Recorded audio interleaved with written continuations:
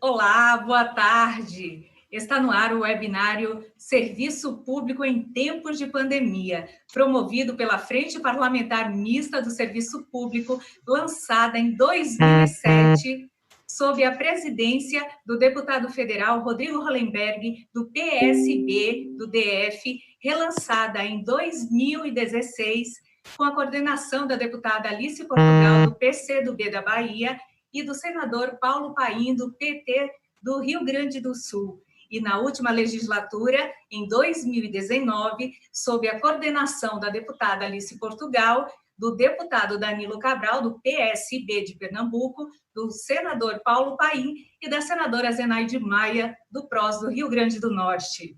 A Frente Parlamentar Mista do Serviço Público atua em defesa dos direitos dos servidores públicos, assim como da prestação de serviço público de qualidade no atendimento das necessidades da população usuária, quer na esfera federal, como nos estados, municípios e no Distrito Federal.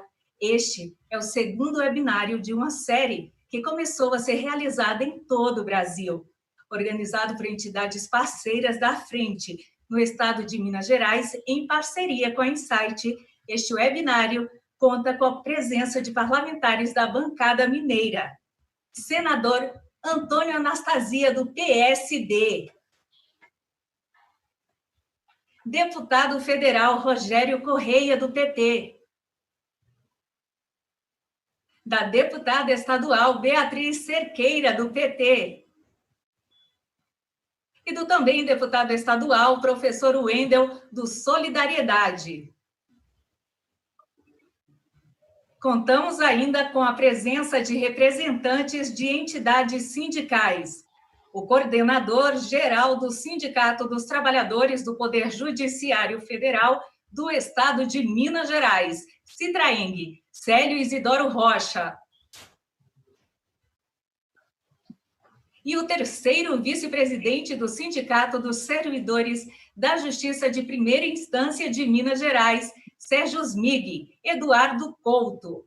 Sou Grace Maciel e vou mediar o webinário O Serviço Público em Tempos de Pandemia. Olá, sejam todos bem-vindos. É um prazer recebê-los nesta tarde de sábado. Hoje teremos 4 rodadas. Nas 3 primeiras rodadas, os convidados terão 2 minutos para explanar cada um dos temas. E na 4ª rodada, terão o mesmo tempo para responder perguntas que vocês que estão aí nos acompanhando nas redes sociais, aí pelo chat do YouTube, vão fazer as perguntas, né?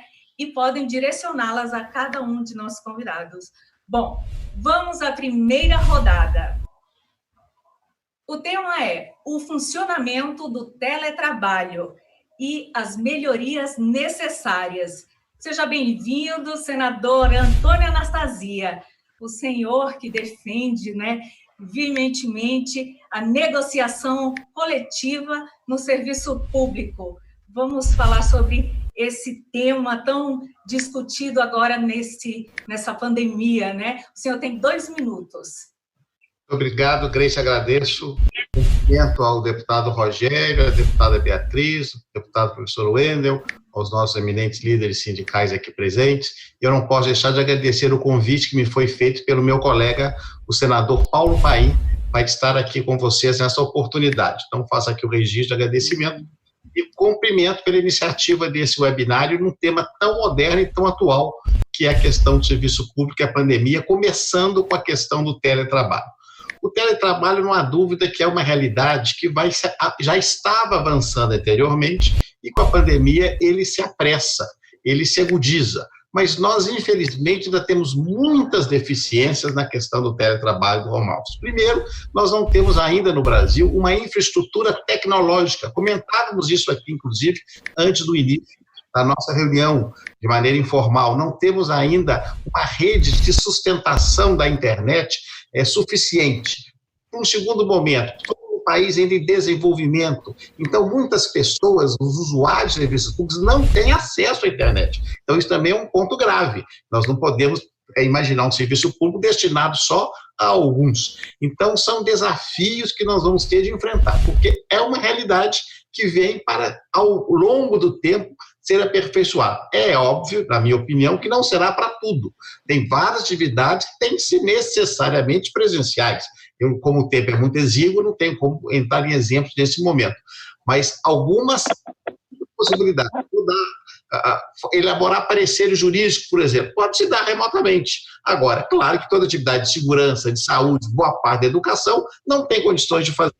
Então, nós vamos ter de, vamos dizer assim, sopesar, pegar uma realidade tecnológica nova que a pandemia agudiza com uma estrutura ainda precária da nossa infraestrutura pública e das pessoas, para nós imaginarmos um segundo passo no futuro, pós-pandemia, como o teletrabalho, chamado home office, pode, de fato, agregar e aperfeiçoar a prestação de serviços públicos. Para ficar dentro do tempo, é a introdução que faço, mas certamente terei oportunidade mais adiante. Muito obrigado, Denis. Obrigada, senador. Agora eu gostaria que o deputado Rogério Correia, né, que recentemente apresentou o projeto de lei que proíbe a demissão arbitrária e rescisão de contrato de trabalho dos profissionais de educação e das escolas públicas durante a pandemia, falasse também sobre esse tema do teletrabalho. 2 minutos, deputado, por favor.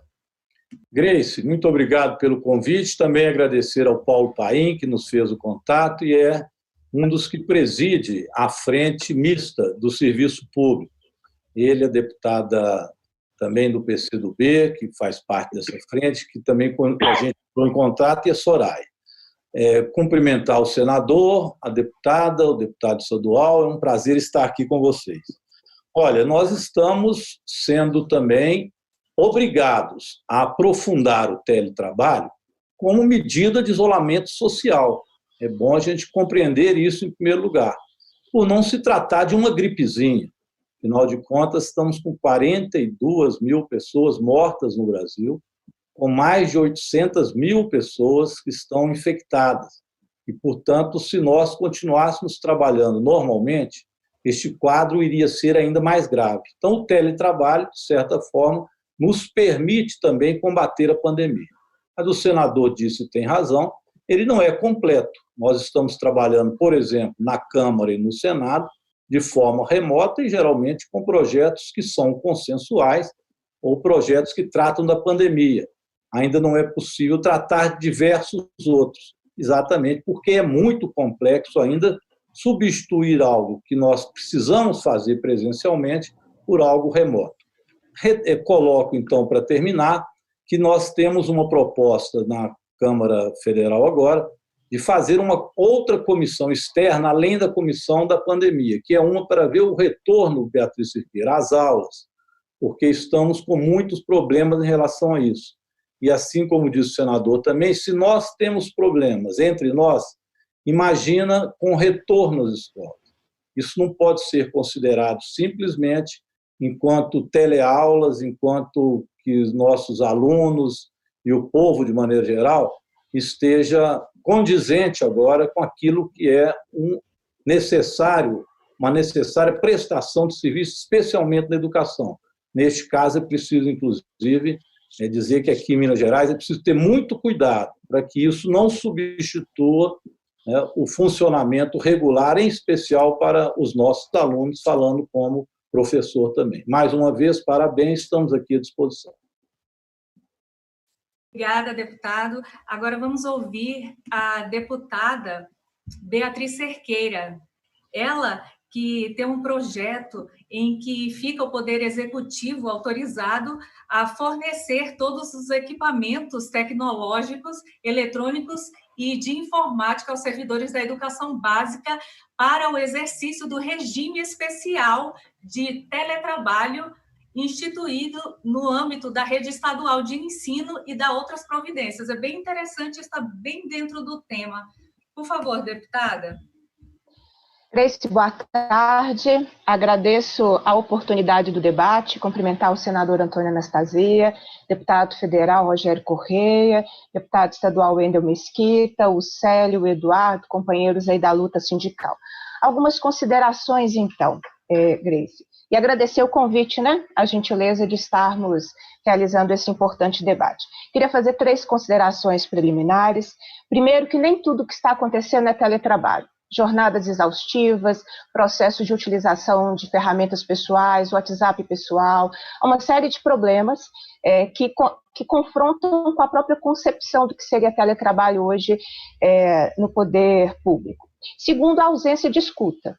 Não teve relações democráticas de trabalho, não teve um processo, aí eu digo por parte do executivo, da administração direta, que eu acompanho bem aqui em Minas Gerais, por exemplo, as regras de teletrabalho não foram pactuadas, não foram conversadas com os sindicatos que representam setores que hoje estão em teletrabalho. Terceiro, a completa ausência de diagnóstico.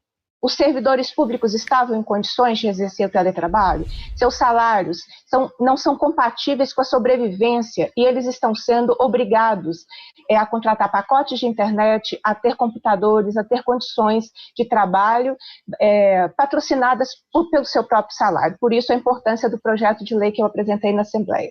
E é também necessário a gente retomar no Brasil, para finalizar dentro do tempo,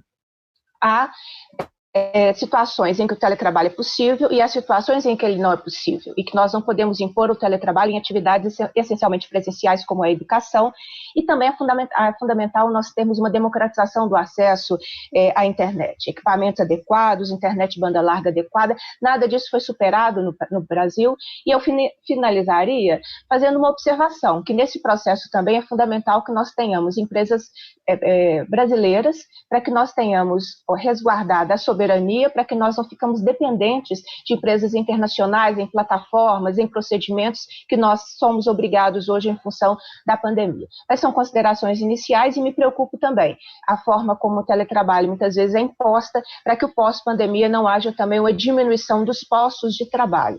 Fundamental uma regulamentação, porque hoje o que eu acompanho é um excesso de trabalho e uma forma desregulamentada, e a ausência das relações democráticas de trabalho, porque não tem diálogo com as entidades que representam os servidores públicos. Obrigada, deputada. Agora vamos ouvir os representantes das entidades sindicais que falarão da experiência de suas categorias, começando pelo Citraeng. Bem-vindo, Célio Rocha. Uma curiosidade, antes que você fale da categoria. O Citraeng, pelo que eu andei pesquisando, está funcionando totalmente de modo remoto nessa pandemia, não é? 2 minutos para a resposta, tá? A outra pode comentar, por favor.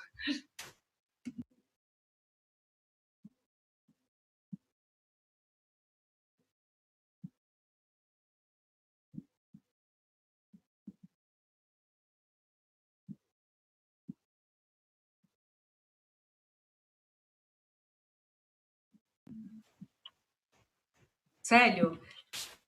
Alô, Célio Rocha? Não estamos ouvindo. Tá. Não, desculpa. Boa tarde a todos, né? Gleice, muito obrigado, né?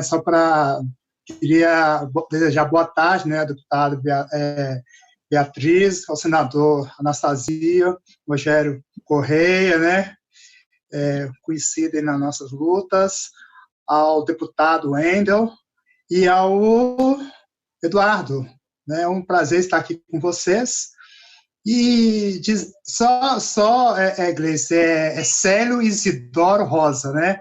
Eu estou coordenador geral pelo Citraeng, que é um sindicato dos servidores do Poder Judiciário no estado de Minas Gerais. Praticamente, né, todos os 4 tribunais, a Justiça Militar Federal, a Justiça Eleitoral, a Justiça do Trabalho e a Justiça Federal estão todos em home office. E eu diria, né, que o teletrabalho, nós estamos indo bem no teletrabalho, apesar, né, de ter uma série de problemas, né, a deputada Beatriz já esboçou alguns, né, que os servidores estão tendo que se reinventar no teletrabalho, né? Os tribunais não deram condições, equipamentos, mobiliário, principalmente os servidores têm que custear a internet, que o próprio deputado Rogério Correia está dizendo que está tendo problema, né? Porque a demanda está muito grande, né? E E os servidores estão satisfeitos, apesar de todas esses problemas, né, que vão ter que ser resolvidos. Eu acho que essa é uma tarefa que o movimento sindical tem para poder resolver, porque no momento em que essa pandemia está alta, né, o melhor local é dentro de casa, principalmente no judiciário. Nós temos aí a NILT Brasil, já foi a óbito 9 servidores federais que são oficiais de justiça, então não é brincadeira. Então, eu acho que temos que permanecer em casa e resolver os problemas de adoecimento físico, né, que é desencadeado por logística. Enfim, acho que vamos aprofundar esse debate mais adiante. Agradeço aí. Obrigado. Então, retificado aí, Célio, desculpa, é Célio Isidoro Rosa.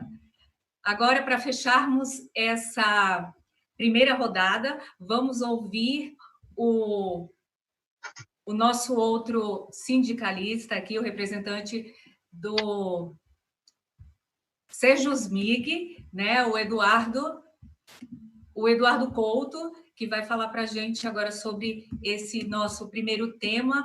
Como é que está a situação aí do sindicato, Eduardo? Também vocês fecharam o atendimento presencial, como o Citraeng, ou não? Responda essa para mim e pode continuar aí nos 2 minutos, por favor. Olá, Grace. Também. Olá, Grace. Boa tarde. Boa tarde. Cumprimento o senador Antônio Anastasia, deputado Rogério Correia, que tem sido um legítimo representante dos servidores públicos na Câmara dos Deputados, deputado estadual Beatriz Cerqueira, deputado estadual professor Wendel, que também tem sido ambos nossos representantes. Sobretudo, a Beatriz Cerqueira tem sido uma parceira permanente dos trabalhadores do setor público na Assembleia Legislativa. E cumprimentar meu companheiro e coordenador-geral do Citraeng, Sérgio. Pois bem, nós do Sejusmig, nós representamos os servidores da Justiça Estadual, aqui em Minas Gerais. Aqui em Minas, nós estamos revezando alguns servidores no trabalho remoto, alguns servidores no presencial, porque ainda não é possível que 100% dos trabalhadores fiquem no trabalho remoto, porque os nossos processos, o nosso acervo, ele não é 100% digital. Então, alguns estão em casa, num teletrabalho que a gente chama de teletrabalho compulsório, né, que todos fomos obrigados, de uma hora para outra, a entrar no home office, alguns estão nos fóruns. Mas eu acho que, para iniciar esse debate, é preciso a gente separar aqueles servidores públicos que podem estar no teletrabalho e aqueles que não podem. Por exemplo, a segurança pública, não é possível a segurança pública trabalhar em home office. Profissionais de saúde, motorista do SAMU, o coveiro, o gari, nós da justiça, alguns também não é possível.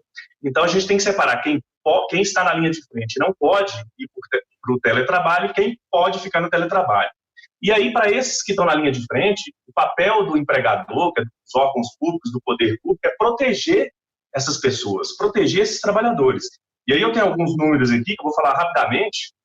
Nós já tivemos 20 PMs mortos em São Paulo por Covid, 23 no Rio de Janeiro. Nós temos mais ou menos 1.300 servidores federais infectados, 28 servidores públicos da saúde mortos em São Paulo, isso em 4 de maio, esses números já devem ser bem maiores. E contando com os oficiais de justiça federais e estaduais, a gente tem mais de 10 oficiais mortos. Então, só para finalizar, para esses servidores, para esses trabalhadores que não podem estar em casa, o Estado tem que proteger esses trabalhadores.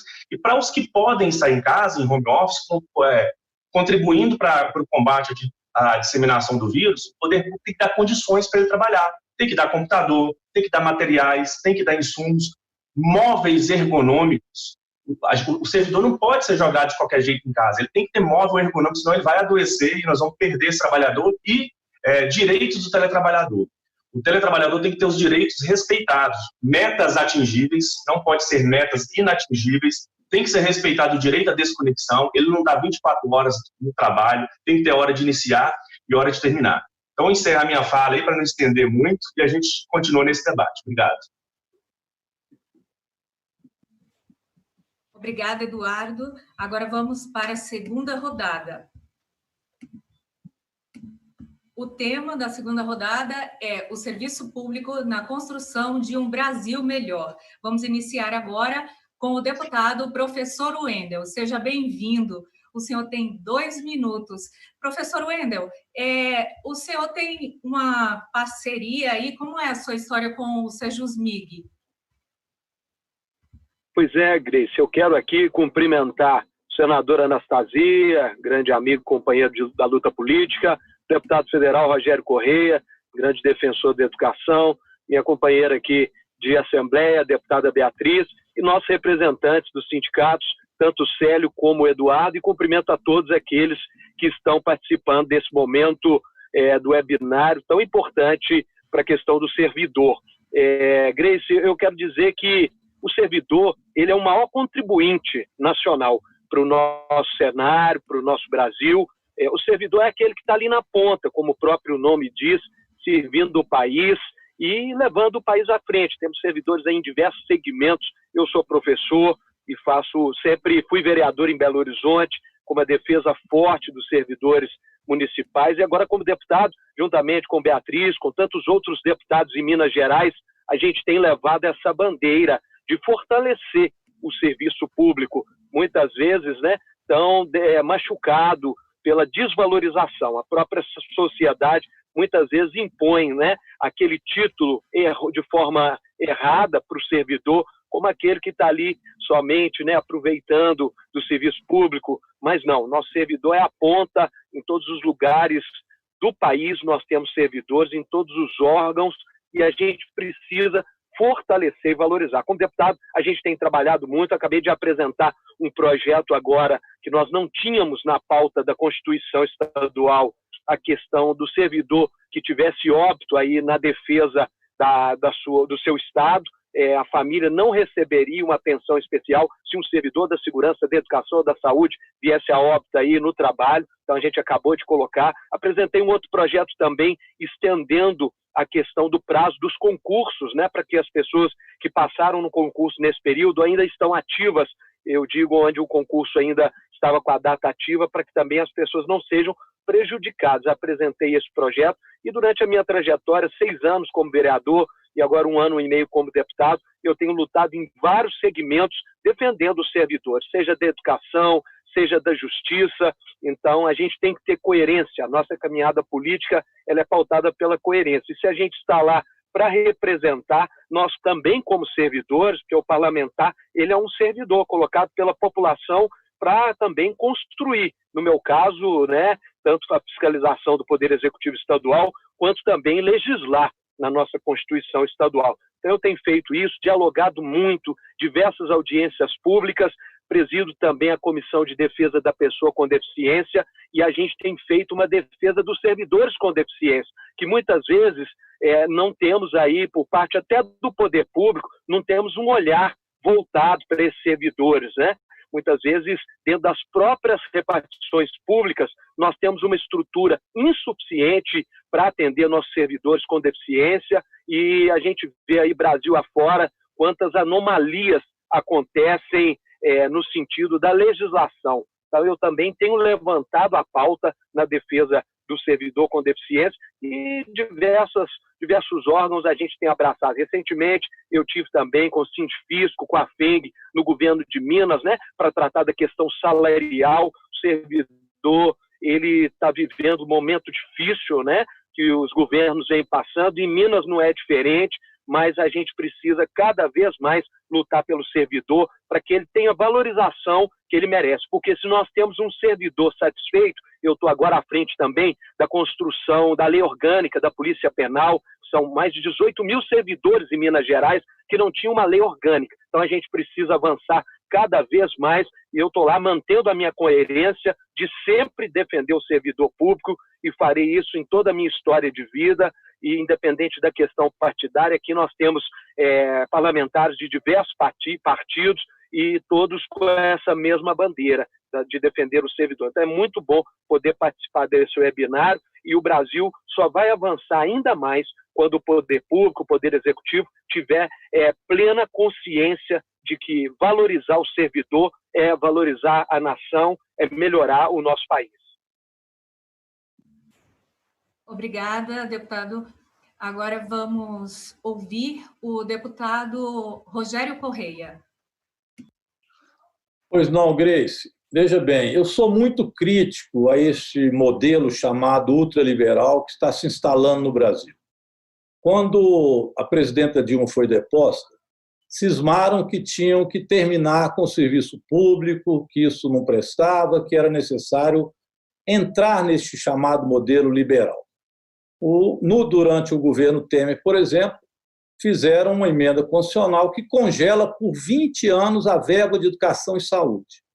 Eu estou lembrando disso não é apenas para cutucar o passado, mas é porque imagina o Sistema Único de Saúde se ele continuar congelado, o que será daqui a 15, 16 anos, porque já temos 3 anos de congelamento. Então, veja bem, isso foi feito e continua com este modelo querendo imperar.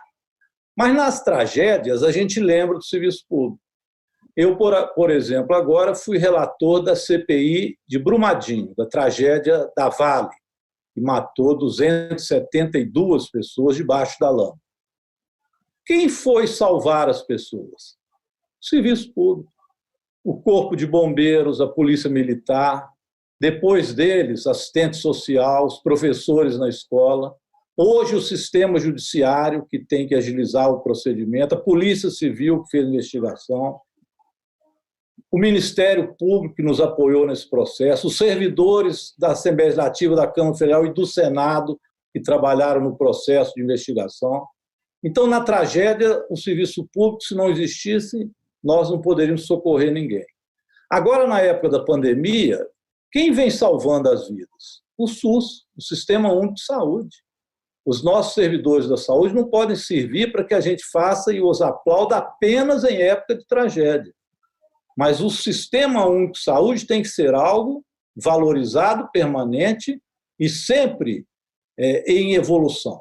A mesma coisa nós podemos dizer, eu não vou me estender, da educação pública, das universidades, para agregar lá ter as pessoas mais pobres, os mais necessitados, que eles possam estar sendo acolhidos pelo serviço público. E, por fim, terminando essa pandemia, que é uma pandemia, repito, séria, não é nenhum resfriadinho, como disse o presidente Bolsonaro, como é que nós vamos recuperar a economia? Com medidas ultraliberais, vendendo estatais, liquidando o serviço público, ou nós vamos precisar do Estado para retomar a economia? Então, eu espero que isso sirva de reflexão para que o serviço público e, consequentemente, o servidor sejam, de fato, valorizados no Brasil. Eles é quem pode dar ao povo melhores condições e vidas mais dignas. Obrigada, deputado. Por favor, com a palavra o senador Antônio Anastasia. 2 minutos. Muito obrigado, Grace, agradeço. E, de fato, é um assunto muito importante. E eu queria dizer que não há civilização sem a presença do Estado. A concepção e criação do Estado foi exatamente para evitar a barbárie, que as pessoas ficassem sob um guarda-chuva de ordenamento jurídico e de funcionamento das diversas atividades para permitir o desenvolvimento, a paz, o progresso e a civilização. Então, o Estado é fundamental, e o Estado ele é encarnado pelas pessoas, que são os servidores. Na realidade, o Estado, o serviço público, que é o seu funcionamento, como se fosse o sangue do nosso organismo, ele se distribui em 3 vertentes. Primeiro, na questão da estrutura, ou seja, como o Estado se apresenta para as pessoas. São os órgãos e as entidades. Aqui nós temos o Poder Legislativo, Poder Executivo, Judiciário, diversos órgãos, ministérios, autarquias, etc. Do outro lado, nós temos aquelas pessoas que são titulares das funções, porque o Estado, como é uma pessoa ficta, ela não existe de carne e osso, ela necessita de nós, seres humanos, para o seu funcionamento. Então, somos nós, humanos, que emprestamos a nossa vontade para o funcionamento do Estado, de acordo com a lei dos regulamentos e normas administrativas. Então, são servidores. E o terceiro é o conteúdo da atividade, que são as políticas públicas. O que acontece na saúde, educação, segurança, infraestrutura, etc., etc., e os seus respectivos processos. Então, se nós tivermos idealmente um bom serviço público, o que significa? Significa uma estrutura adequada às necessidades daquele país. Porque é claro que uma estrutura num país como a Suíça não é a mesma do país como o Brasil, ou que não é o mesmo como um país ainda com situação mais difícil na Ásia ou na África, por exemplo. Por outro lado, no caso dos servidores, qual que é o tipo de qualificação, qual é o regime jurídico desses servidores, quais as proteções que ele deve ter. Por outro lado, também, quais são os seus compromissos. Então, isso tudo compõe um regime próprio dos servidores, que tem que ser, obviamente, reconhecidos, qualificados, remunerados, para prestarem esse serviço, porque sem o elemento humano, o Estado não funciona, é imprescindível. E o terceiro ponto é como fazê-lo, que são os procedimentos, o menos burocrático possível, de maneira mais ágil, mais eficaz, para que, de fato, o cidadão seja bem atendido por aquele serviço. Então, na verdade, percebemos que é um complexo de procedimentos que interagem entre si. E um país só pode ser considerado civilizado, bem adiantado, prestando um bom serviço público ao seu cidadão, se ele oferece de maneira adequada as três vertentes funcionando bem. Ou seja, uma estrutura dinâmica e compatível com as suas necessidades, os servidores qualificados, remunerados, trabalhando bem e satisfeitos, e, ao mesmo tempo, os processos necessários para que as políticas públicas se efetivem, cada qual na sua área. Então, esse é o nosso ideal, e nós temos que trabalhar nesse sentido, permanentemente. Muito obrigado. Obrigada, senador. Para quem está entrando agora na live, estamos na segunda rodada do nosso webinário. O tema é o serviço público na construção de um Brasil melhor. Nós ouvimos aqui os parlamentares nessa rodada, agora vamos ouvir agora dos nossos representantes, né, das entidades, o que é que eles têm a dizer na ótica do serviço público, do servidor público, né? Já ouvimos os parlamentares, e aproveitando, pedir a vocês que estão acompanhando a live para deixar um like aí e se inscrever no nosso canal, né, da frente, e ativar o sininho das notificações, por favor. É um apelo aqui da produção da frente. Bom, agora, por favor, o Eduardo Couto. Pois é, Grace, esse tema é muito importante, é fundamental. O serviço público na construção de um Brasil melhor. Não é possível a gente construir um Brasil, um país melhor, sem um serviço público valorizado e de qualidade. E no meio disso tudo está o debate. De um lado, os que defendem o Estado mínimo, do outro lado, o Estado de bem-estar social. O professor Wendel falou que nós, servidores públicos, estamos na ponta. Além de estarmos na ponta, nós somos a ponte. Nós somos a ponte entre o Estado e as pessoas. O Estado é um ser abstrato. Você não consegue pegar no Estado. Você não consegue ver o Estado. O servidor público é a ponte entre o Estado e as pessoas. Não existe segurança pública sem serviço público, sem a polícia, o bombeiro. Aliás, são os bombeiros que estão até hoje lá em Mariana, lá para tentar amenizar um pouco a catástrofe ocasionada pelo privado, né, pela Vale do Rio Doce.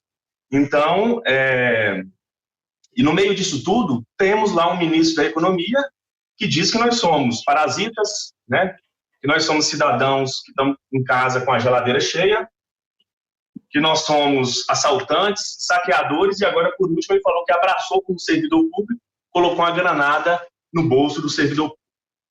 Pois bem, esse Estado mínimo que é defendido por muitos não é o Estado que é previsto na Constituição Cidadã de 1988. Lá na Carta Magna, nós temos o Estado de bem-estar social. Claro que muitas normas ali são programáticas, mas é preciso que haja uma sintonia, senador, deputados, uma sintonia entre esse Estado de bem-estar social e a estrutura tributária do nosso país. Nós precisamos ter uma estrutura tributária que comporte esse Estado de bem-estar social. E aí a gente precisa falar de taxar grandes fortunas, de taxar lucros e dividendos, de criar imposto sobre propriedades de embarcações de aeronave, imposto sobre os veículos off-road utilizados lá nas mineradoras. E é preciso debater o serviço do pagamento da dívida pública também. E, por fim, essa ideia de Estado mínimo, eu fecho aqui, encerro minha fala com uma frase muito interessante do escritor Milor Fernandes. As ideias, quando ficam velhinhas, se aposentam e vão morar no Brasil. Obrigada, Eduardo. O Eduardo Couto, que falou pelo Sérgio Smig. Agora vamos ouvir o Célio Isidoro Rosa. Acertei agora, né, Célio? Pelo Citraeng. Muito bem, Grace, é isso mesmo. Então, antes de iniciar minha fala, eu quero fazer uma saudação, né? Primeiro, enquanto cidadão, e depois dirigente sindical. Uma saudação especial, principalmente, né, a todos os trabalhadores, né, que estão na linha de frente, né, que infelizmente não pode estar em home office, da iniciativa privada, e os servidores públicos da saúde, né, tanto pública como privada, né, os agentes de segurança, o pessoal da informática. Não podemos esquecer, né, dos terceirizados, né, esses terceirizados que no nosso judiciário hoje são um braço direito do nosso, porque na ausência de concurso público, muitos servidores aposentando, existe um claro de vagas e nós temos que nos apoiar nesse terceirizado. Eu queria até dizer o seguinte, que no judiciário, né, nós estamos em home office, né, porém existe alguns servidores que estão junto com os terceirizados, digitalizando os processos físicos para que, dentro em breve, eles também possam tramitar normalmente. Então, eu diria o seguinte, que a exemplo, né, que diz o governo, né, que servidor público tem que reduzir salário, que está ganhando bem, mas dizer que os servidores públicos, há muitos anos, estão sendo arrochados, estão sem reposição salarial. Então, eu acho que nós temos que continuar denunciando. Eu acho que o Citraeng cumpre essa meta também de denunciar esse governo que quer, de fato, desvalorizar o serviço público. O governo não quer o serviço público. Esse serviço público, principalmente, que está atendendo a tempo os anseios, né, da população, principalmente nós que estamos na Justiça do Trabalho. Os serviços estão em dia, as metas estão sendo cumpridas, os jurisdicionados estão atendendo, a Justiça Federal, onde os credores, né, o próprio governo, os processos estão sendo executados, e não é à toa, né, que o governo não quer concurso público, principalmente dentro do serviço público, porque na Justiça Federal, a gente sabe que o devedor é o Estado, então vamos dificultar o andamento processual. E a gente vê na Justiça do Trabalho, né, que na ausência, né, de servidores, principalmente com a última reforma trabalhista, né, que praticamente, né, reduziu o número de processo e deixou os trabalhadores na mão da patronal. Então, está se cometendo uma injustiça muito grande no serviço público e enquanto dirigente sindical, estou aproveitando esse espaço, né, para denunciar. Vamos ficar atento, porque o movimento sindical vai estar se organizando, contamos aí com os deputados, né, e senadores aliados, que são servidores públicos também, né, para a gente estar junto nessa luta e não deixar que os servidores públicos tombe. Nós temos que reagir. Obrigado. Obrigada, Célio. Agora vamos para a nossa terceira rodada. A nossa terceira rodada é com o tema A pauta do Congresso pós-pandemia, reforma administrativa, revisitação da reforma da Previdência, entre outros pontos de pauta. Essa rodada, por favor, a gente vai começar com o deputado Rogério Correia. Por favor, deputado, 2 minutos. Pois bem, Grace, agradeço. Não é fácil falar em 2 minutos sobre o que vem depois na pauta do Congresso sobre essas questões relativas ao serviço público, reforma administrativa. Mas eu diria o seguinte: existem 3 propostas de emendas constitucionais que estão no Senado. O professor Anastasia, portanto, irá apreciar antes de nós lá, ele e todos os senadores e senadoras. Essas emendas constitucionais são, no mínimo, perigosas. É uma chamada emenda constitucional emergencial, que, para vocês terem uma ideia, pode significar até o corte de metade do salário dos servidores públicos, cortando jornada, dentre outras coisas. Além dela, tem a proposta de emenda constitucional que eles chamam dos fundos, e termina praticamente com todos os recursos de fundo social. Neste caso, não, o Fundeb, porque o Fundeb já tem o prazo de término este ano por uma outra legislação dele próprio. Mas com todas as outras verbas de fundos sociais, imagina.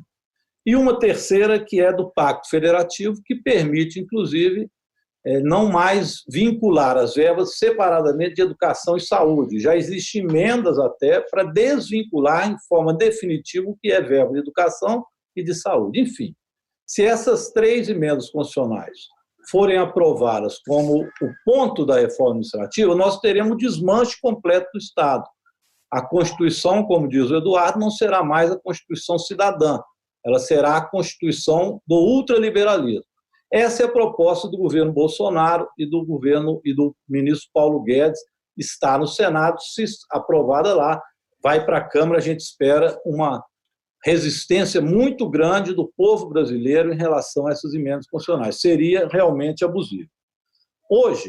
Ontem à noite, o ministro da Defesa, o presidente da República e o vice-presidente assinaram uma carta dizendo que não aceitam julgamentos políticos que possam afastar o presidente, seja do TSE, do STF ou até mesmo processo de impeachment. Ou seja, para uma pauta desta que se avizinha, eles acenam com autoritarismo. Nós vivemos um período da história do Brasil muito perigosa, que ou a gente consegue um impeachment do presidente através de uma ampla mobilização social, ou, infelizmente, a pauta será não a pauta da recuperação do país, mas do aprofundamento da miséria, do fim do Estado, que vem sendo executado pelo governo Bolsonaro. Digo isso porque deveríamos escolher outra pauta pós-pandemia, por exemplo, e aqui eu termino, a pauta da reforma tributária para dividir renda, que taxe as grandes fortunas, que taxe de lucros e dividendos as grandes empresas nacionais e internacionais, que apenas no Brasil não pagam nada para o Estado em relação aos poupudos dividendos e lucros. Esta pauta é que seria correta para você reconstruir pós-pandemia o Brasil, investindo em infraestrutura, em programas sociais, no serviço público. Mas o que a gente vê é outra coisa.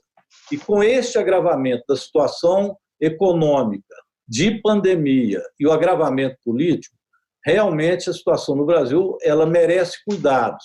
E o cuidado especialmente do nosso povo, para que a gente defenda a democracia e não permita que uma pauta extremamente conservadora e anti-Estado se estabeleça contra o povo brasileiro. Mas eu tenho fé. Eu acho que a nossa luta vai barrar esse procedimento e os servidores públicos serão essenciais nesta trajetória que teremos aqui para frente. Muito bem dito, deputado Rogério. Tem que taxar mesmo os detentores das grandes fortunas e não punir o servidor público e o trabalhador brasileiro, não é verdade? Muito obrigada. Agora vamos ouvir o senador Antônio Anastasia. Por favor, 2 minutos. Muito obrigado, Grace.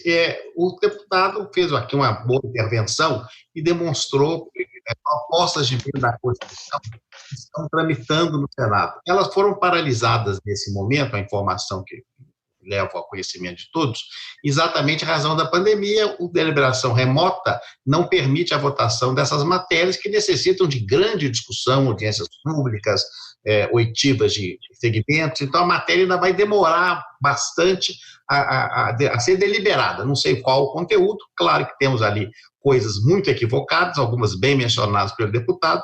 Agora, o processo de reforma administrativa, é bom lembrar, ele é permanente, ele não é um caso específico, ele vem permanentemente ao longo de décadas. Todos os governos fizeram algum processo de reforma administrativa que o Estado, necessariamente, o poder público, tem de se aperfeiçoar permanentemente. Então, isso é um ponto que nós devemos sempre compreender. Agora, é óbvio que nós não podemos, à guisa, ou sob a desculpa, ou sob o escudo de falar em reforma administrativa, fazer perseguição a segmentos, inclusive dos servidores, que são imprescindíveis. Inclusive, como a distinta Grace mencionou no início do nosso trabalho, eu apresentei um projeto de lei já há alguns anos sobre a negociação coletiva, que infelizmente foi vetada pelo presidente Temer, que eu acho que foi levado a erro, porque é um projeto totalmente positivo, que não causava ali nenhum mal, com o objetivo de aprimorar o funcionamento do serviço público com as negociações coletivas para não levar a impasses permanentes. Então, são medidas que nós temos de identificar quais são os gargalos.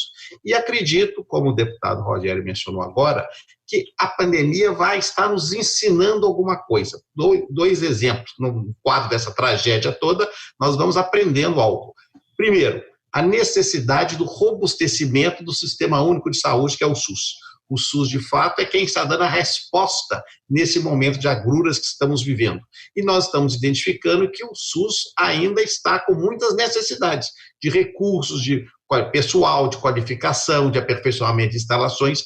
Então, nós vamos ter de discutir, num segundo momento, a questão que ele mencionava há pouco, do teto de gastos, em especial em relação à saúde no primeiro momento, porque, é claro, nós vamos ter de investir mais na saúde, porque a saúde, que é o bem mais importante que temos, que é a vida, pode ser decisivo nesse momento, até porque, infelizmente, dizem todos que pode ser que no futuro, Deus queira que não venha, mas pode vir uma outra pandemia ainda pior do que essa.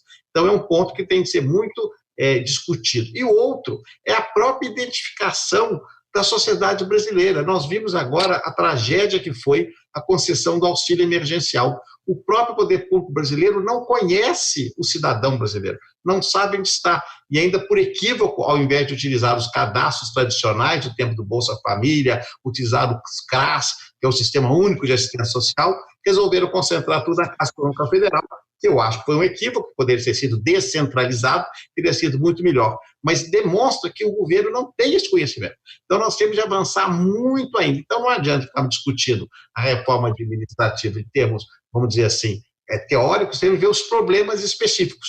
E acredito que nós teremos, pós-pandemia, muitos assuntos a serem discutidos nessa área para nós aperfeiçoarmos o funcionamento dessas importantes políticas públicas. O debate certamente será aceso. E no Senado, eu faço aqui mais uma referência, por presidir à frente, pelo empenho, pela dedicação do senador Paulo Paim, que eu sou testemunha, que permanentemente, todos os dias praticamente, aliás, é o senador mais assíduo da tribuna, eu como vice-presidente do Senado presido muitas sessões, que está lá sempre com a sua voz, seu discurso a favor dos trabalhadores de modo geral e dos servidores em especial, demonstrando essas necessidades e essas dificuldades. Então, eu quero aqui fazer esse registro de cumprimento ao senador Paim pelo belo trabalho que faz. Muito obrigado, Luiz. Obrigada, senador. Agora vamos ouvir as entidades que farão os seus breves encaminhamentos. Célio Isidoro Rosa, Citraeng, por favor, 2 minutinhos. Pois não, Grace. Eu quero ler aqui uma frase. O Estado, sem investimento no serviço público e no servidor, não é Estado, mas um puxadinho de entidade representativa, especuladoras e rentistas. Acho que essa mensagem ela procede muito, porque nós vimos, desde o governo Temer, com a promessa de gerar emprego, que passou a reforma trabalhista, passou a reforma no governo atual, passou a reforma da Previdência, a lei da terceirização. O que a gente vê? O número de desemprego aumentando. E, mais uma vez, o governo, com a ajuda da mídia, vem dizendo que agora tem que fazer a reforma administrativa. E eu tenho consciência seguinte, que essa granada que o ministro da Economia colocou no bolso do servidor é a reforma administrativa, porque quer destruir o serviço público e quer acabar com os servidores. Mas eu quero dizer que, passada essa pandemia, e o cenário que a gente está vendo aí, onde existe uma massa de trabalhadores desempregados, existe serviços precarizados, vai ter uma reação. E o movimento sindical, o Citraeng e outras entidades sindicais, principalmente as que compõem a frente parlamentar, missa, nós vamos estar junto dentro do Congresso, nas ruas, mobilizando os trabalhadores contra mais esse acidente de percurso. Nós não vamos deixar essa granada explodir no nosso bolso. Nós vamos devolver ela para o ministro da Economia, que exploda na mão dele e que chega de usar o serviço público para poder servir os interesses, principalmente dele, que é um banqueiro, e que aos banqueiros tudo. aos trabalhadores, nada, ao serviço público, nada. É lamentável. É isso, obrigado. Obrigada, Célio. Agora vamos ouvir o Eduardo Couto para fechar essa rodada e irmos para a quarta e as perguntas. Obrigada, Célio. Vamos lá, Eduardo.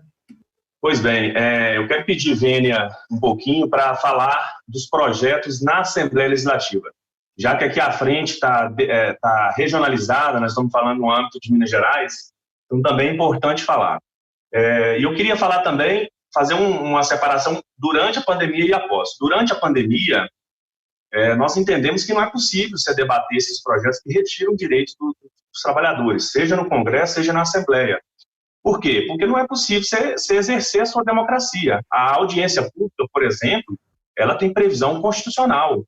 Então, são debates, são pautas que não podem ser debatidas nesse momento. Nós oficiamos, o Sejusmig oficiou o Congresso Nacional, pedindo a suspensão dessas medidas, desses debates. Nós oficiamos também a Assembleia Legislativa, solicitando a suspensão do debate dessas pautas também durante a pandemia. Só que o Zema já está sinalizando aí que vai mandar a reforma previdenciária estadual para a Assembleia, com alíquotas progressivas de até 22%. Agora você imagina, pagar 22% de previdência, 27,5% de imposto de renda, é 50%. Isso é confisco, isso sim é assalto. Isso é assaltar o bolso do trabalhador. E aí nós vamos precisar da sua ajuda, Beatriz, da sua ajuda, professor Wendel, para a gente resistir a essas propostas. Então, o Zema está prevendo aí, além da reforma previdenciária estadual, o regime de recuperação fiscal, com vendas das nossas estatais, CEMIG, Copasa, Codemig, precarização, privatização, e também uma reforma estatutária, uma reforma administrativa estadual, para reformar o Estatuto dos Servidores Públicos Civis, e com certeza não vai ser para implementar direito, vai ser para retirar. E aí eu só queria, no âmbito do Congresso Nacional, falar o seguinte: qualquer discussão sobre reforma administrativa, ela não pode ter um enfoque em retirar direito. O enfoque tem que ser melhorar a qualidade dos serviços públicos. Se houver uma proposta de reforma que tenha o objetivo de melhorar a qualidade dos serviços públicos, aí nós podemos discutir, nós podemos debater. E para já encerrar, que meu tempo já está esgotando, o companheiro Célio aí falou, nós tivemos a reforma trabalhista, nós tivemos a terceirização irrestrita, nós tivemos agora, mais recentemente, a reforma da Previdência do Bolsonaro, sempre naquela promessa ali, vai gerar emprego, vai aumentar emprego, vai melhorar a vida das pessoas. Nós tivemos a PEC do teto dos gastos públicos, a emenda 95, que já retirou mais de 20 bilhões de reais da saúde. E aí já está falando em nova reforma previdenciária, nem acabou, mal acabou aquela, já está falando em outra. E tem o plano Menos Brasil, né, que se chama carinhosamente de Menos Brasil, aspectos 186, 187, 188. Para finalizar, eu pergunto, com todas essas deformas, porque é deforma, porque reforma quando uma casa ali está com a parede rachada, a gente faz uma reforma para melhorar a casa. Então, se não é para melhorar, eu acho que não é reforma, é deforma. Aí eu pergunto para os colegas, de todas essas deformas, o que melhorou na vida do brasileiro?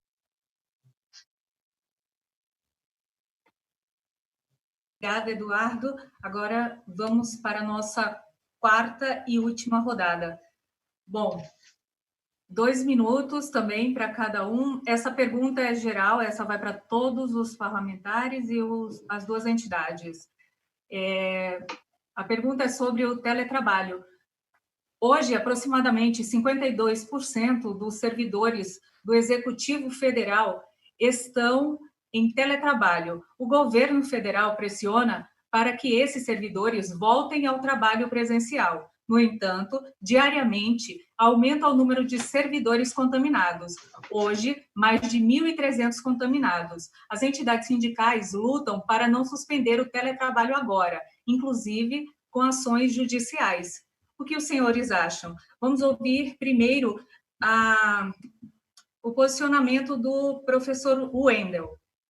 Deputado, por favor, o senhor está me ouvindo aí? Como o senhor não participou da primeira rodada, eu gostaria de ouvi-lo, por favor. Grace,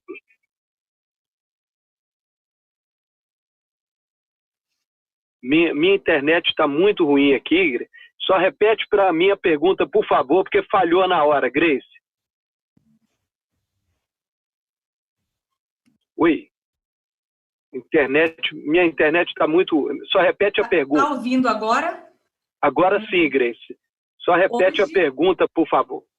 Hoje, aproximadamente 52% dos servidores do Executivo Federal estão em teletrabalho. O governo federal pressiona para que esses servidores voltem ao trabalho presencial.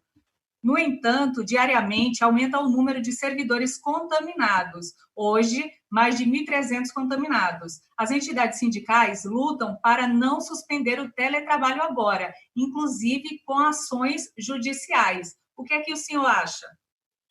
Grace, eu concordo plenamente com as frentes sindicais. Nós precisamos, nesse instante, preservar a vida do nosso servidor.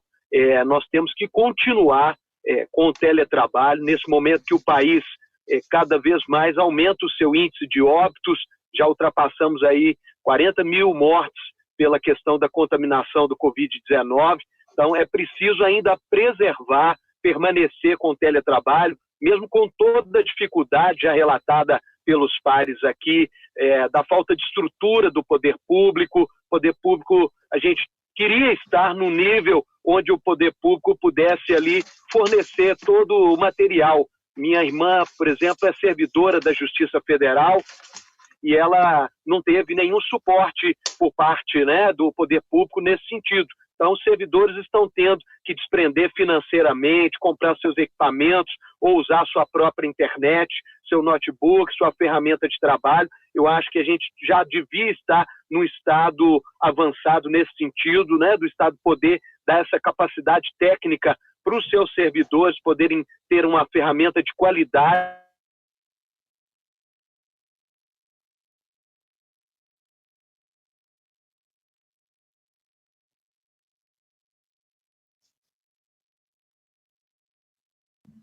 Acho que deu problema aí no áudio do deputado professor Wendel, não foi?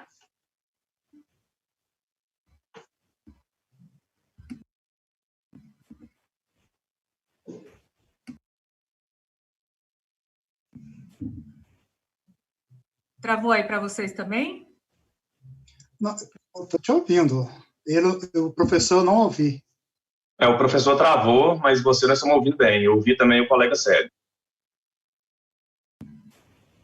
Então, vamos continuar, que eu acho que ele está com problemas aí. Bom, então, vamos ouvir agora o deputado Rogério Correia. Bem, Grace, é a nossa última rodada, então eu já aproveito para fazer também minhas despedidas, né? E agradecer a vocês, à frente. Tem mais uma pergunta, tem uma pergunta para o senhor depois, para o senhor e para o senhor. Então, vamos sustar aqui as despedidas. Deixa eu ir direto, então, à pergunta. Eu acho que as entidades estão certas, não só as entidades. Quem está certo nesse momento é a Organização Mundial de Saúde, a orientação e a ciência está nos dando. Então, o que nós pudermos ter de isolamento social, neste momento no Brasil, ajuda muito.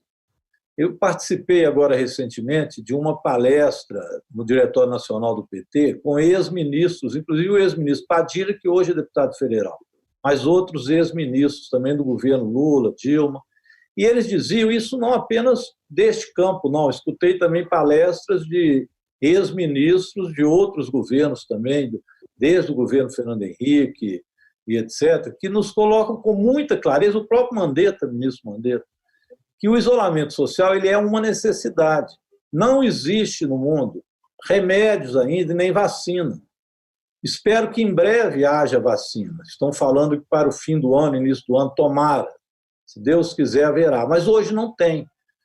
A cloroquina não é remédio real para isso. Não é verdade do presidente Bolsonaro.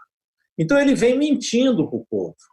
E, com isso, está aumentando o problema da pandemia. Está virando homicídio.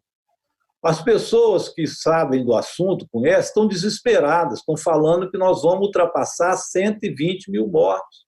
Outros falam que poderá ser um número de mortos maior do que nos Estados Unidos. Então, fazer o isolamento social é uma necessidade do combate à pandemia. Se você, dentro do serviço público, pode fazer e deve fazer, tem que ser feito. Então, as entidades estão corretas, tanto do ponto de vista da preservação da vida dos servidores, mas também do povo brasileiro. É isso que precisa ser entendido. Imagina, se todos voltem, senador Anastasia, Bia, professor Wendel, todos, imagina se retorna às escolas agora, com os alunos se amontoando, em escolas que a gente sabe que não tem condições, aluno é aluno, criança é criança, jovem é jovem, todos juntos nas escolas, fazendo o vírus, como diz o governador Zema, viajar. Ele acha que vírus viaja agora, faz turismo, passeio. O problema é que ele vai viajar, vai infectar as pessoas, vai matar, e as crianças vão levar isso para os mais velhos, para os avós. Então, o serviço público, ele é possível trabalhar com teletrabalho em grande parte. É claro que na segurança pública e na própria saúde, isso é complexo, não pode ser feito. Mas onde pode ser feito, deve ser feito para os dois aspectos. Preservação do próprio servidor e da vida deles, e também para que o vírus se espalhe menos, para tal curva ser menor, menos gente morrer no Brasil. É isso que está posto. Porque, repito, não tem vacina e não tem remédio. A cloroquina não é uma verdade que seja solução. Aliás, eu fiz um requerimento e esse problema das reuniões remotas nos custa, às vezes, a ter resposta. Eu queria uma resposta do ministro da Defesa, esse que está ameaçando a democracia, e por que o Exército comprou tanta cloroquina e quanto que gastou de dinheiro para comprar esse remédio mentiroso do Bolsonaro, que não está testado, para quem enriquecer com isso? É estranho, no mínimo estranho, o que acontece no Brasil na calada da pandemia. Obrigada, deputado. Senador Antônio Anastasia, por favor. Muito obrigado, Grace. Não há dúvida que nós temos de obedecer àquilo que é determinado pela ciência. O isolamento social é fundamental, como disse o deputado corretamente, é uma doença grave, desconhecida, não há vacina, não há remédio, e com a mortalidade alta, especialmente para os mais idosos. Então, nós temos que tomar essas cautelas. Todas as atividades que podem ser realizadas de modo remoto devem continuar a sê-lo. Algumas, infelizmente, não tem como. Nós sabemos, por exemplo, limpeza urbana, segurança pública, a própria área de saúde. Essas não têm escapatória. Tem que haver mesmo com todas as cautelas o seu exercício. Para a atividade de serviço público, por exemplo, que tem possibilidade de ser realizada remotamente, elas devem continuar até que os órgãos técnicos competentes digam que não há mais risco ou que o risco está totalmente minimizado. Então, é evidente que essa é a posição racional, de bom senso, de equilíbrio, a posição de serenidade que eu sempre defendi, publicamente, inclusive. Agora, o que nós estamos vendo hoje no Brasil, infelizmente, fato, muitas vezes é distorção dos fatos, é adoção de fato, de medidas que são miraculosas, que não acontecem. Então, nós temos de ter equilíbrio nessa hora e confiar na orientação técnica que venha dos organismos internacionais, foi citado a OMS, como também dos órgãos federais, estaduais e municipais, a universidade. Aqui em Minas nós temos uma grande vantagem, a Universidade Federal de Minas Gerais, da qual tenho a honra de ser professor, é uma universidade que é de ponta em termos de pesquisa, e seus professores têm auxiliado tanto o governo do estado quanto a prefeitura de Belo Horizonte nas decisões e recomendações sobre isolamento. Então, esses especialistas, professores, têm de ter a sua voz ouvida. Então, no caso do serviço público, o teletrabalho, na minha opinião, deve permanecer enquanto houver necessidade de nós protegermos as pessoas. No momento que essa necessidade desaparecer, é claro que voltaremos à atividade normal prevista e o funcionamento adequado dos órgãos. Então, vamos aguardar um pouco mais. Senador, o Fábio Fayad, ele falou aqui, hoje as normas limitam o número de servidores em trabalho remoto a um determinado percentual. Ele falou, acha que 15%. Que tal criar uma lei que não haja nenhum limite, mas sim que cada autarquia possa internamente decidir quais os seus percentuais de teletrabalho? Eu confesso que essa norma não é lei, porque isso nós não votamos. O deputado Rogério, como eu, no Senado, não votou isso e a Câmara também não. Então, se não é votado no Congresso, não é lei, então não é uma norma de natureza obrigatória, porque só a lei obriga. Então, deve ter alguma norma interna de algum órgão. Temos vários, o próprio Congresso adotou o sistema remoto, inclusive no caso do Senado, acho que a Câmara adotou a mesma política, porque as mesas se comunicam, que os servidores acima de certa idade já estão completamente afastados, todos do trabalho remoto, independente do percentual. porque não podem correr risco, e especialmente também quem tem comorbidade. Essa norma, de fato, depois eu estou à disposição, mas como lei ela não é, que nunca houve percentual em lei de afastamento. O afastamento se dá porque algumas categorias, toda ela tem de trabalhar. Outras, 80% ou 100% podem ficar em teletrabalho. Não é uma questão de percentual, é a natureza da função e a sua viabilidade de exercer remotamente a sua atividade. Senador, ele esclareceu aqui que não é lei, é instrução normativa do governo. Pois é, aí que está o problema. A instrução normativa não é lei.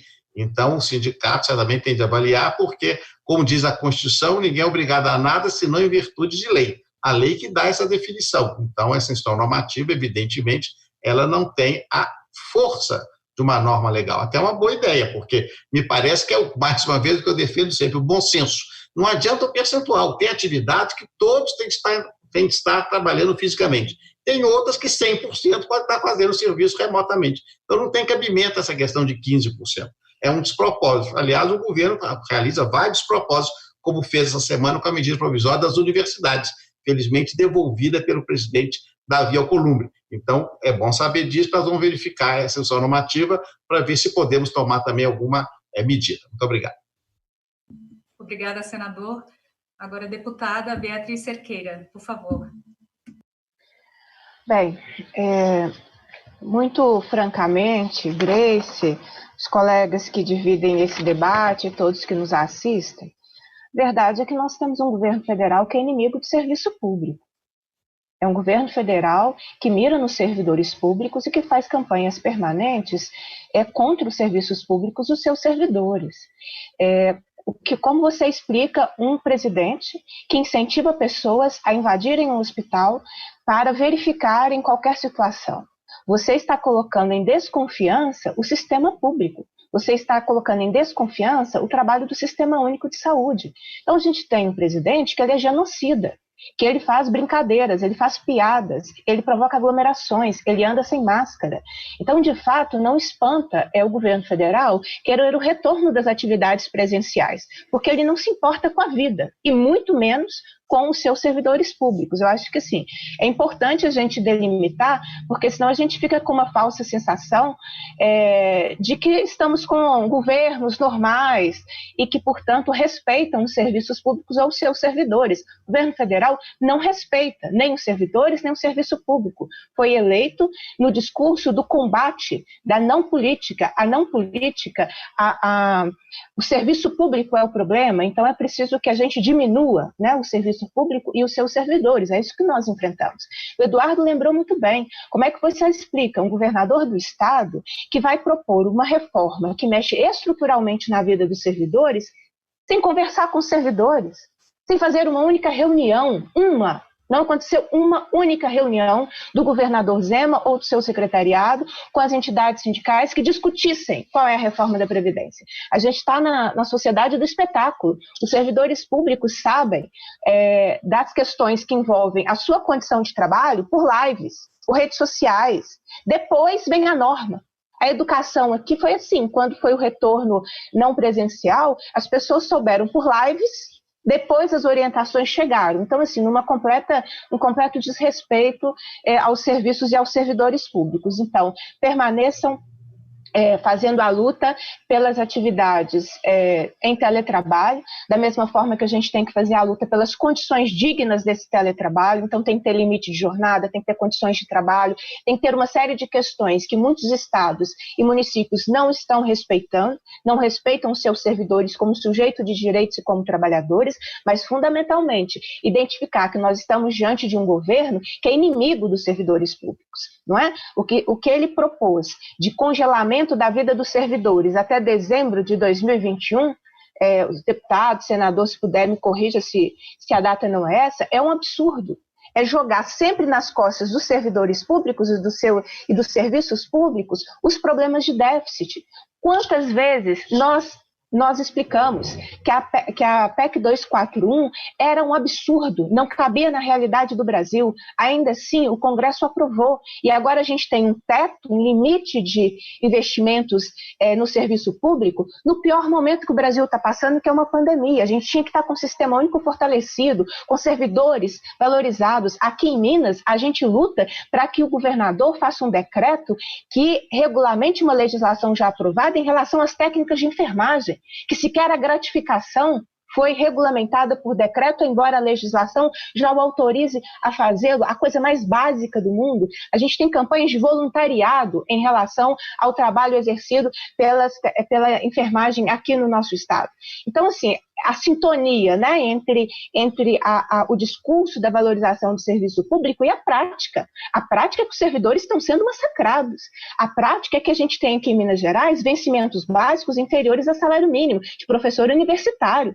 A prática é que a gente tem condições extremamente precarizadas e os servidores sendo alvo permanente de ataques de quem deveria não só protegê-los, zelar pelas suas condições de trabalho, porque eles são fundamentais à prestação dos serviços públicos. Então, a importância do isolamento social, do distanciamento social e todos que não forem essenciais, porque existem funções que são essenciais nesse momento, precisam manter o distanciamento e o isolamento. Não é possível que 42 mil pessoas mortas não seja um elemento suficiente para que a gente fortaleça o isolamento social. E, é claro, no parlamento, para finalizar, a importância da gente fortalecer a agenda de defesa dos serviços públicos, porque hoje a gente enfrenta o discurso do não Estado, que é um discurso super fácil. O problema é o Estado, então o problema é tirar o Estado da vida das pessoas que pelo mérito, sozinha, elas vão conseguir. Então, tudo que você puder pagar não precisa do serviço público. É esse o conteúdo de governo que nós enfrentamos em Minas Gerais. Se tem saúde privada,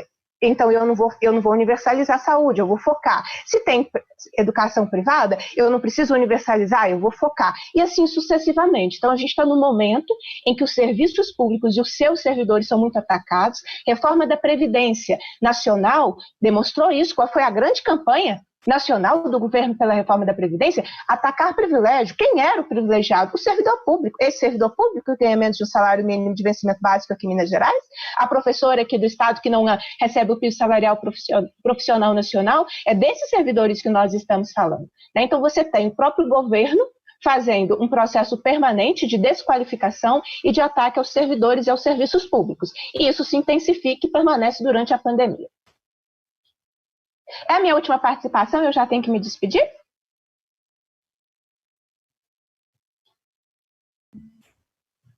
Obrigada, deputada. Pode continuar aí ainda com a gente. Bom, essa é a nossa penúltima pergunta. Eu peço agora que o Eduardo Couto, do Sejusmig, se pronuncie 2 minutinhos, por favor, para a gente não estourar o tempo, que ainda tem mais uma pergunta. A próxima pergunta são o deputado Rogério Correia e o senador Antônio Anastasia. Então, por favor, Eduardo, 2 minutinhos, tá? Não, tá ok. Então, o participante aí, ele pergunta sobre o percentual, e o senador comenta, qual que é o percentual mínimo? Não tem como estabelecer. O percentual vai ser o mínimo necessário para atender as demandas urgentes e as necessidades inadiáveis da população, que não puderem ser atendidas de forma remota, de acordo com as características de cada órgão público. Saúde, por exemplo, vai ser quase 100%. Segurança pública vai ser quase 100% no presencial. Agora, o judiciário, a justiça, o poder executivo, os ministérios, a prefeitura, diante dos sistemas eletrônicos que o serviço público dispõe, pode ser que num determinado setor 100% esteja em trabalho remoto e aquele serviço seja regularmente prestado. Agora, a educação é um caso à parte, né? Porque a educação, além da gente ter o governo, tá aí a Bia, que pode falar muito melhor, tem que colocar à disposição dos professores os materiais, nós temos um problema na outra ponta dos alunos que não têm acesso. Tem aluno que não tem alimentação, que está passando fome porque a única alimentação que tem é o lanche da escola, é a merenda escolar. Se não tem alimento, vai ter internet, então a gente tem um problema estrutural para resolver. Com relação à volta, é assustador o que esse governo faz, porque nós não atingimos o pico da doença ainda. Aqui em Minas Gerais está previsto o pico da doença para 19 de julho. né? Ontem nós tivemos a infeliz notícia de que o Brasil passou o Reino Unido no número de mortos, e agora nós somos o segundo lugar no número de mortes. Já tem estudos caminhando para que o Brasil pode chegar a ser o primeiro. Então, eu acho que é isso que o Bolsonaro queria dizer com o Brasil acima de tudo. Acho que só pode ser isso que ele queria dizer, né? Brasil acima de tudo em número de mortos por Covid, por termos um governo irresponsável. Agora, a única coisa que explica essa pressão para voltar, quando nós nem atingimos o pico, só pode ser um fetiche genocida desse governo. Não tenho outra explicação. E insistindo na volta, nesse momento, eu acho que os sindicatos, os representantes das categorias têm mesmo que ir para o judiciário e o judiciário, sim, decidir. A volta tem que ser com base em dados técnicos, tem que ser uma decisão técnica. O uso de cloroquina, o uso de azitromicina é uma decisão médica.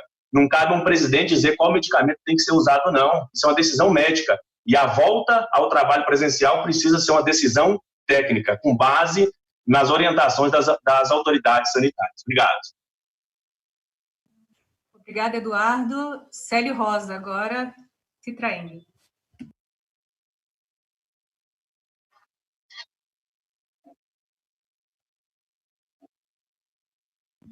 Célio, está dando problema no áudio. Tá, não, tudo bem. Eu mantenho ligado, depois eu ligo. Bom, o que eu quero dizer é o seguinte, que nós temos que manter o trabalho remoto.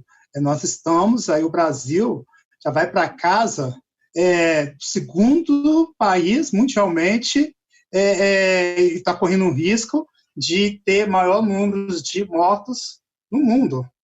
Então, eu assino embaixo, né, nas falas da deputada Beatriz, porque, infelizmente, nós vivemos num país que não tem um governo, nós vivemos num país que tem um desgoverno. E aí eu quero ler aqui até uma mensagem que eu estou vendo aqui no internauta, que ele diz o seguinte: o governo e seus apoiadores deveriam ser bem claros com a população, dizer que querem acabar com o serviço público, em vez de culpar os servidores para justificar o desinvestimento no setor público. Então, assim, congelamento de 20 anos de investimento público, precarizou o SUS. Hoje nós estamos vendo aí os servidores que infelizmente não podem trabalhar em remoto, tem que estar de frente com o vírus, tendo que praticamente, né, nós temos muitos servidores de saúde que foram a óbito porque não tem condições, não tem materiais adequados, e o governo garante isso. Então, acho que o momento é da gente alertar a população: olha, nós estamos indo numa pandemia que ela está crescendo, o Brasil pode se tornar o primeiro país do mundo em mortes, e esse desgoverno dizendo que os servidores públicos têm que voltar a trabalhar. É um absurdo, e nós temos que mobilizar, né? Por isso que está correto o movimento sindical, nós pedimos aí apoio, né, dos deputados, das entidades sérias desse país, para que a gente coloque um freio neste, que infelizmente não é um governo, é um acidente de percurso. Obrigado. Obrigada, Célio. Agora vamos para a última pergunta. A pergunta é sobre a pauta do Congresso no pós-pandemia. Já foi anunciado pelo governo, pelo presidente da Câmara e alguns outros parlamentares a retomada imediata das reformas neoliberais, como a reforma administrativa, incluindo os atuais servidores, diferente do que disse o presidente, além da reforma tributária e uma revisitação da reforma da Previdência, inclusive reabrindo o debate da capitalização, além das privatizações de empresas e universidades. O que os senhores pretendem fazer para defender os servidores e o serviço público e a sua posição sobre as PECs 186 e 188. O senador Antônio Anastasia, por favor, 2 minutos. Muito obrigado, Grace. Em primeiro lugar, Nós só podemos voltar ao debate desses assuntos quando o Congresso Nacional voltar à sua normalidade com a presença física dos parlamentares. São temas complexos que não têm urgência em relação com a pandemia, então não serão votados nesse momento. Então, isso será discutido se nós voltarmos a partir do segundo semestre. São temas, volto a dizer, de alta complexidade que dependerão de audiências públicas, oitiva de especialistas, etc. Reforma da Previdência, eu não acredito que haja nenhum espaço para nova deliberação previdenciária ao nível federal nesta legislatura. Já foi votada uma reforma no ano passado. Eu, pessoalmente, minha opinião pessoal, é que não vejo ambiente político e necessidade, espaço para discutir reforma previdenciária outra vez. Reforma administrativa, o governo anuncia que vai encaminhar ao Congresso uma proposta, mas isso já tem meses e não encaminhou, e sem uma proposta do Executivo, ela, por enquanto, é uma mera especulação. Em relação ao tema, ao objeto da reforma administrativa, eu sempre defendi, como eu disse aqui, uma permanente reforma administrativa. O Estado tem que se modernizar permanentemente, adotando mecanismos, instrumentos que objetivem a melhoria da prestação dos serviços públicos, que é o objetivo fundamental da existência do Estado. Mas isso nós vamos, então, discutir quando chegar. Por hora, não chegou nada, não há o que se discutir. Com referência às PECs que já estão no Congresso, estão no Senado, que foi mencionada há pouco, inclusive, pelo deputado Rogério Correia, elas têm, na questão dos fundos, já há um relatório apresentado, foram acolhidas várias emendas, o senador Otto Alencar, ele fez um relatório fazendo uma modificação profunda da proposta. Eu acho que nós teremos ali a possibilidade de um acordo generalizado para a sua aprovação, preservando áreas fundamentais. Com referência às outras duas, a PEC emergencial e a PEC da Federação, essas matérias ainda não foram nem discutidas, não tem relatório, não houve ainda audiência, então nós estamos muito atrasados. Elas têm alguns problemas graves, vou citar um exemplo. No caso da PEC da Federação, há lá, a meu juízo, uma aberração, que é a extinção sumária de municípios brasileiros. Eu sou radicalmente contra. Nós não temos como extinguir municípios no Brasil sob a alegação que eles não têm renda. Isso é uma desmoralização para aquela comunidade. Então, isso certamente não acho que é o sentimento da maioria dos senadores. No caso da PEC emergencial, de fato, tem vários dispositivos que vão ser reformados, vão ser alterados.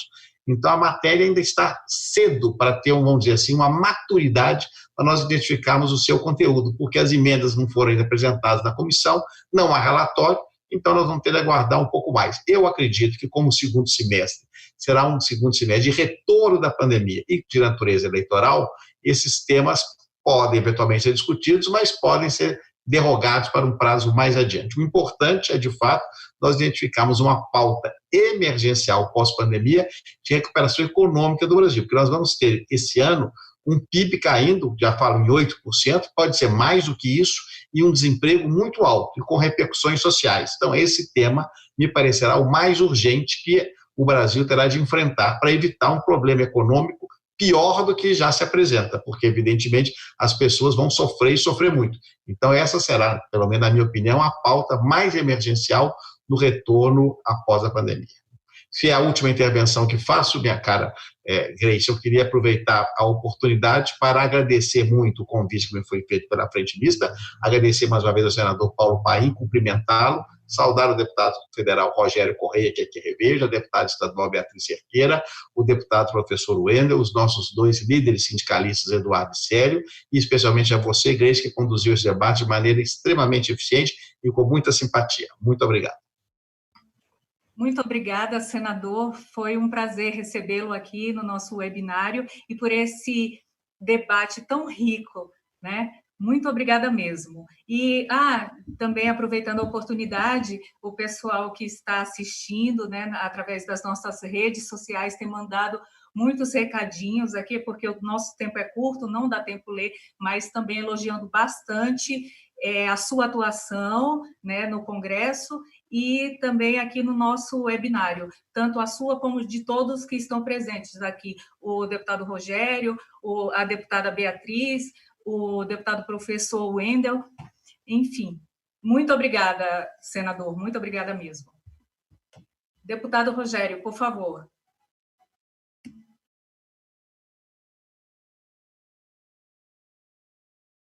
Deputado, o senhor está sem o som. Esqueci de ligar o som. Ô, Grace, este assunto, especificamente as PECs, eu já tinha falado sobre elas em perguntas anteriores. Então, eu vou fazer uma abordagem mais geral sobre o que está por vir. Eu já disse também, a retirada da presidenta Dilma do governo, foi feito um pacto entre as elites e o setor empresarial brasileiro, também com muito interesse dos Estados Unidos e do capitalismo de maneira geral, que predomina no mundo. E a retirada da presidenta Dilma tinha esse aspecto de reconstruir um novo modelo econômico brasileiro. Esse modelo é calcado nas privatizações e no chamado modelo liberal e ultraliberal, que hoje Paulo Guedes faz, mas que vem desde o governo Temer. E, portanto, o desmanche do Estado faz parte disso.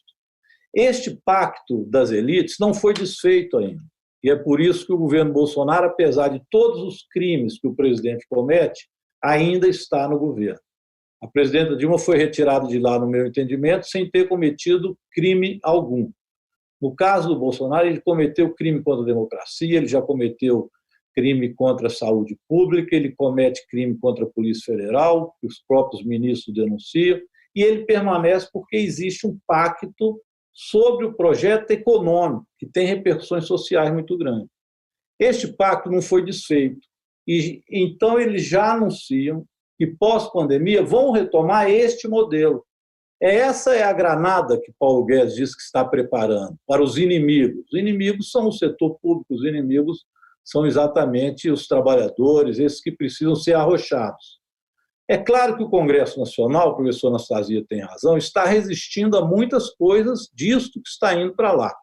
Me lembro do último, que foi a PEC 905, que eu aqui aproveito para agradecer ao senador Paim, e que aprendi muito com ele, porque ele estava lá e nós conseguimos fazer com que aquela PEC caducasse, em especial no Senado, que não a votou depois da Câmara aprovar numa sessão que foi madrugada dentro, completamente polêmica, em plena pandemia.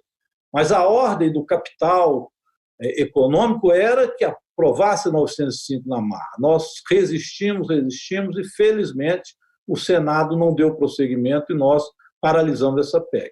Mas, enfim, eles anunciam que vão retomar com este modelo. Então, este modelo econômico é que não foi sepultado no Brasil e precisa ser, porque, principalmente pós-pandemia, nós vamos precisar da presença do Estado. Esse modelo ultraliberal não dá certo, e não é por causa só da pandemia. O crescimento do PIB brasileiro foi de 1,1% no governo Bolsonaro e tinha sido 1,8% no governo Temer. Há muito que não havia crescimento e, para este ano, já havia uma certeza de que ele seria menor do que 1%. Agora nós vamos ter um crescimento do PIB que vai baixar de 6% de prejuízo negativo. Como é que nós vamos recuperar isso? Com mais medidas ultraliberais? Essas é que estão sendo, infelizmente, anunciadas. Ou a gente, na minha concepção, modifica essa política econômica, ou o Brasil vai se aprofundar numa crise social muito grande. A miséria já é grande, nós já tínhamos 12 milhões de empregados, já estamos beirando 14 milhões. Já falei do PIB e outras medidas econômicas que aprofundam essa miséria. A informalidade, Grace, no Brasil, estava antes da pandemia em 43% da população. Você acredita que essa informalidade não cresceu? Ah, que bom, deputado, a informalidade não cresceu? Não, porque as pessoas não podem nem ir para a informalidade. O que está crescendo são as pessoas sem fazer absolutamente nada. É o que chamam da invisibilidade do brasileiro hoje diante da situação econômica. Então, eu temo muito que o retorno seja ainda com isso.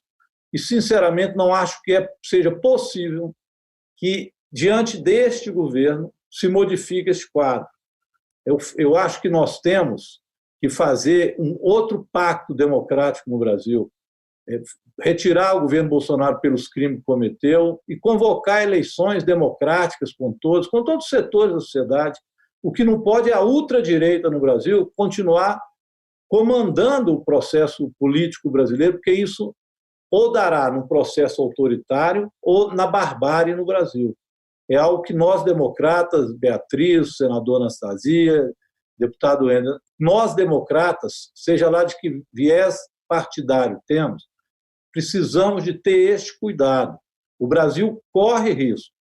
E ontem, este documento, assinado pelo presidente da República, pelo vice-presidente e pelo ministro da Defesa, de que eles não aceitam que o presidente da República possa ser retirado por qualquer processo, porque eles julgam que isso é político, é realmente um desaforo que fazem aos poderes constituídos. Então, a democracia brasileira ela está em risco. E, infelizmente, é o setor econômico que acaba bancando isso, porque o lema deles acaba sendo lucro acima de tudo. Quando eu vejo empresários montados em carrões, buzinando para que os pobres, os negros e os brasileiros vão lotar os metrôs e os ônibus para morrerem, porque precisam defender o lucro deles, eu vejo que nós precisamos dar um freio de arrumação na sociedade brasileira. E com a ultradireita isso é impossível. É o alerta que eu faço. Agora, também é bom dizer, e aqui eu termino, que o governo Bolsonaro está caindo em desgraça na população brasileira, em sua maioria. Embora permaneça ainda algum setor, nós precisamos de demonstrar a capacidade do povo brasileiro de fazer essas mudanças.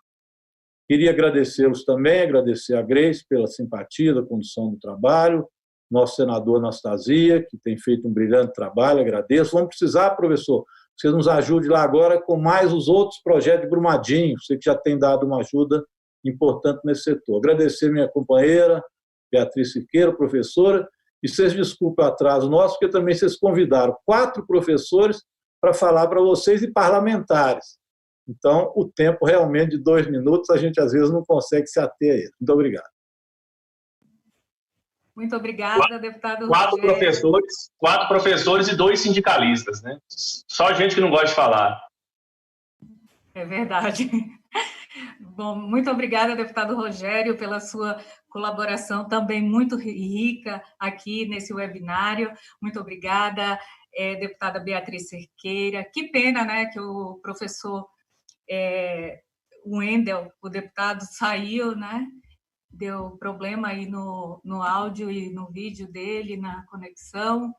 Enfim, muito obrigada às 2 entidades sindicais aqui presentes, Citraeng e também ao Sejusmig. Muito obrigada a todos que participaram. Não esqueçam de deixarem o like aqui no nosso canal aqui do YouTube, se inscrever e ativar o sininho das notificações. Muito obrigada a todos. Importante lembrar que essa frente foi fundada em 2007. Essa frente luta já faz tempo, é uma frente que tem uma incansável luta em defesa dos direitos dos servidores públicos. Então, fiquem sempre atentos que a gente vai estar fazendo esse webinário por todo o país, em todos os estados, e avisaremos assim que tivermos o próximo. Muito obrigada. Vou abrir espaço aqui para a deputada Beatriz falar. Sim, eu só queria me despedir, agradecer a oportunidade. Acho que foi um debate rico, plural, diverso, como tem que ser a democracia, como tem que ser... todos nós precisamos defender espaços como esse, com a diversidade, com a pluralidade. O contrário disso é autoritarismo, totalitarismo, fascismo, e eu acho que é um compromisso de todos nós impedirmos que o Brasil caminhe nessa direção totalitária. Então, agradeço, de fato, foi uma mediação muito bacana, Grace, agradeço. Cumprimento o senador Antônio Anastasia, deputado Rogério Correia, meu colega de partido e de muitas lutas em defesa da educação, deputado Wendel Mesquita. Se o deputado Wendel teve problema de conexão, você imagina as crianças e adolescentes em Minas Gerais com ensino não presencial. Não é? Então, isso demonstra aí que nós precisamos avançar mais ou não, né? Nós não podemos colocar crianças e adolescentes sujeitos a um processo que é instável para todos nós, e no caso da educação, a instabilidade fica no seu direito. Eduardo e Célio, fiquem firmes, contem com o nosso mandato, é um instrumento a serviço da classe trabalhadora na Assembleia Legislativa e nas lutas necessárias. Agradeço, então, à Frente Parlamentar Mista do Serviço Público, na pessoa do senador Paulo Paim, pela gentileza, e também da professora Marilda, da CNTE, que compõe a frente dessa essa articulação. E para realmente finalizar, eu desejo, Grace, que nossa agenda pós-pandemia seja sem Bolsonaro e sem Mourão. É a chance do Brasil se reorganizar diante do que nós estamos enfrentando. Então, por isso, fora Bolsonaro, por isso é preciso que quem comete crime de responsabilidade seja, de fato, analisado, e não é ele que decide. São as instituições democráticas que decidem por isso. Quem comete crime de responsabilidade tem que responder por eles. Então, eu realmente desejo uma agenda melhor, uma agenda em defesa da vida e uma política a serviço da vida, da classe trabalhadora e da população. Muito obrigada pela oportunidade do debate. Obrigada, deputada, muito obrigada. As pessoas ficaram muito felizes, elogiaram bastante aqui o webinário no YouTube. Elogiaram muito, diz que a senhora arrasou aqui também.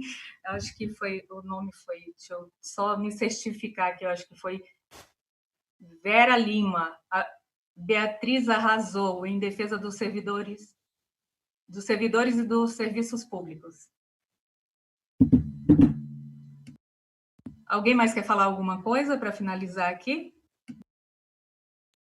Eu só queria agradecer, Grace, também, parabenizar o senador Paulo Paim, que dirige a frente aí com outros parlamentares, agradecer os parlamentares que dispuseram nesse sábado vir aqui, senador Anastasia, deputado Rogério Correia, professor Wendel, deputada Beatriz, nossa parceira aí do Segismig, dos servidores da Justiça de Minas Gerais, representa na Assembleia. Obrigado, parabéns para você também, Grace, conduziu maravilhosamente essa live aqui, essa reunião, esse webinário, e eu queria agradecer e estamos pronto para a próxima e pronto para a luta. Resistir fora Bolsonaro. Obrigada, Eduardo. Grace, queria fazer as considerações finais, ok?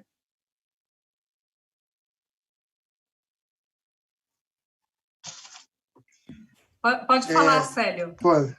Não, sim, eu queria muito, né, agradecer aos parlamentares, né, e dizer que o CITRAENG está à disposição, né, tanto na luta estadual como no âmbito federal, porque realmente não vai ser uma tarefa fácil, porque, infelizmente, nosso país, infelizmente, não está sendo governado por um ditador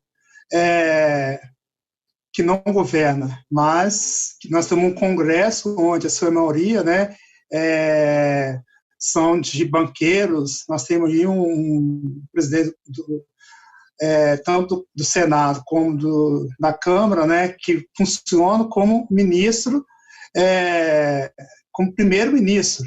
Então, não é uma tarefa fácil. Por isso que conte com o movimento sindical na luta pela mobilização, porque só assim nós vamos poder, de fato, derrotar. Agradecer a todos, agradecer à frente, né, a você, Grace, pela brilhante desenvoltura, né? Conte conosco. Obrigado. Obrigada, Célio, obrigada a todos os participantes, a todos que nos acompanharam aqui pelo YouTube e através das nossas redes sociais. Não esqueçam de deixar o like e se inscrever aí no sininho, apertar aí o sininho das notificações. Obrigada, um abraço e até a próxima. Antes de fechar aqui, agradecer também, mandar um abraço para a Sandra Silvestrini, que participou aqui com a gente da live, a Lúcia, Eduardo Mendonça, Flávia, Saturnino, Lígia, Edilande, Eber, Sandra, Reginaldo, Mércia, Reginaldo, Rosário, Maria, Gil, Janine, Flávia, João, Vânia e acho que é Elna e Fábio. Um abraço, gente.